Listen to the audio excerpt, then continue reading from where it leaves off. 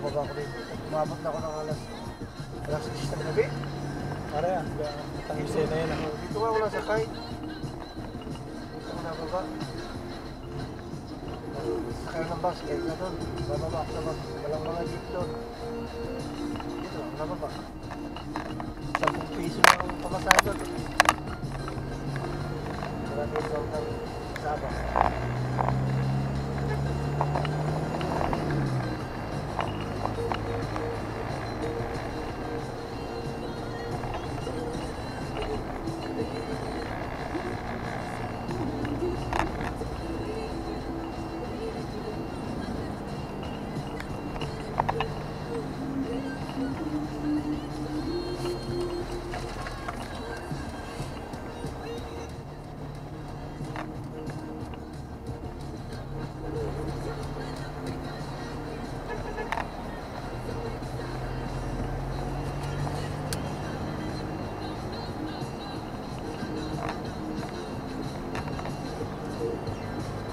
Glasses na lang. Hindi na makita.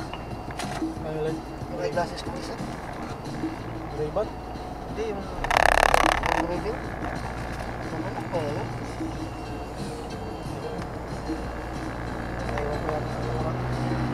Ano yung isang black? Oo. Kapili ka namin.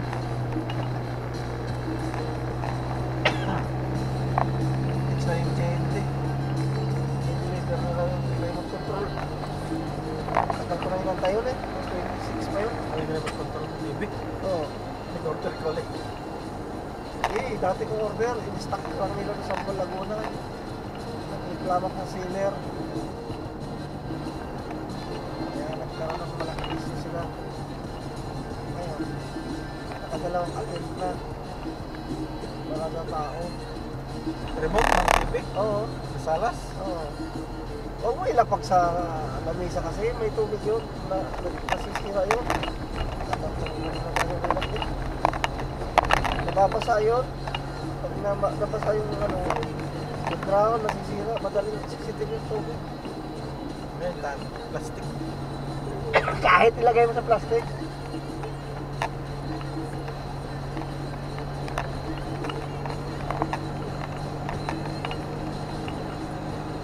Ilapag sa lamesa, nilalapag mo eh. Yung isa na, buntik na rin, makasira na rin. Buntik na lang. Nilalapag mo doon sa tubig.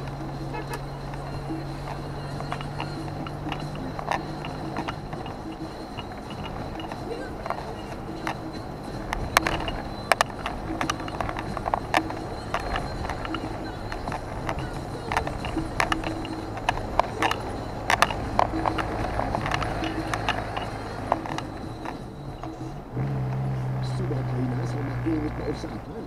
Sobrang mainit na talakayan. Hindi lang yan, pati ang soundtrack ang bahala sa'yo. Ang simple lang ang kagawang nagbibigay init sa gabi mo.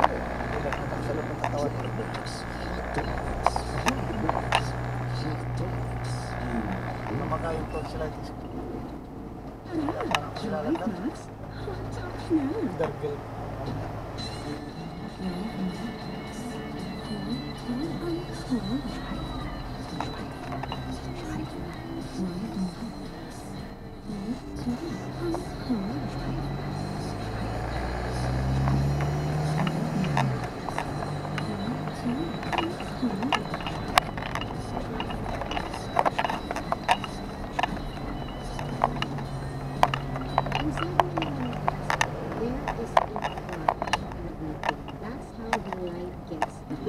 Ibig sabihin sa Tagalog pa, pag may bitak, ipasok mo. Muraw. Okay. Pag may bitak mga boss, so syempre, kapag ikaw ay nakulong, kapag ikaw ay doon sa isang closed space, diba? Kapag walang ilaw, walang light, mahihirapan tayo. Hindi ka nakakita, yung ating paligid, hindi tayo nakakapag-breathe, diba?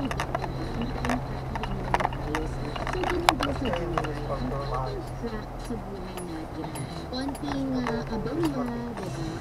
Konting mga negativities, hindi ibig sabihin nun kailangan makulungan tayo doon. kwarto. Mananatili ang tayo doon sa madilim na parte na yun, diba? Kailangan din natin minsan mag-alala para pumasok yung liwanag, pumasok yung hope, pumasok yung something positive sa buhay natin, diba? Sabi nga nila, hindi ba natin ma-appreciate yung mga magagandang bagay kung walang masama. Kung walang negativity sa buhay mo, hindi mo ma-appreciate yung naging positive o naging blessing sa buhay mo. Yes, lahat ng bagay, hindi rin po siya. May detak talaga yun. Wala namang perfect